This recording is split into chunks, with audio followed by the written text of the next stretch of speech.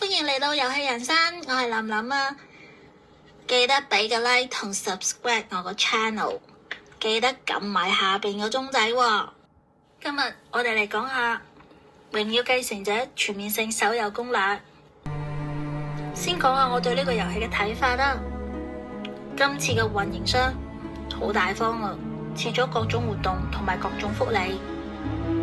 可能因為遊戲嘅暗黑畫風，所以玩嘅人唔係好多。但係後期出咗一啲皮膚都仲係幾好睇嘅，特別係泳裝女王。作為一款收集養成遊戲，肝自然係冇得少噶啦。新人可能會話自動重複戰鬥次數太少啦，起初的確係咁樣噶。滿級之後有60次連續戰鬥次數，各種活動副本連續60次落嚟，最少都要掛個半鐘啊！個人呢就建議買一個世界禮包啦，咁連續戰鬥次數就會增加至150次。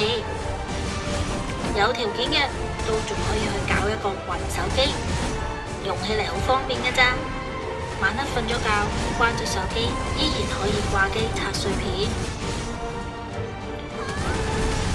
咁遊戲入邊最重要嘅係貨幣同埋鑽石，主要嘅來源呢係各種嘅 PVP 同埋 PVE 嘅排名獎勵。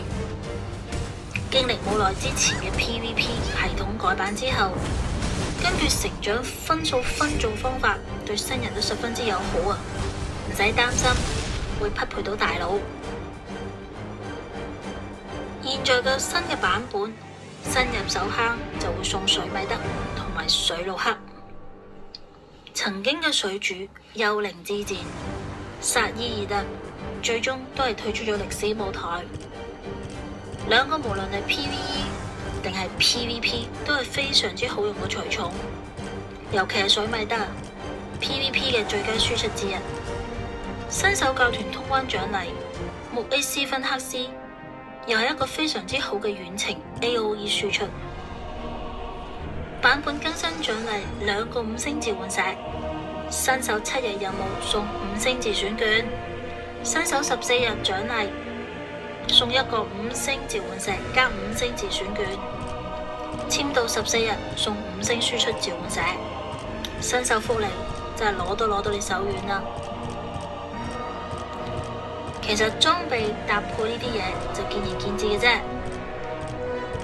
初期一般嚟講，攻擊型輸出帶野獸就會加利刃，防禦型輸出帶盔甲加利刃，速度型輸出隨從帶步走加利刃，盾輔助治療帶生命或者盔甲，後期輸出隨從就會換上破壞，盾換上石化，輔助治療換上連鎖同埋疾風，吸血技巧同埋抵抗呢3種都可以過度用下嘅。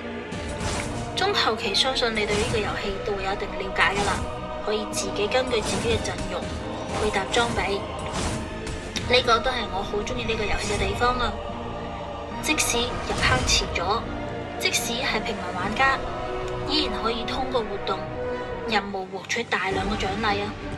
而且任務一般都好容易完成嘅啫。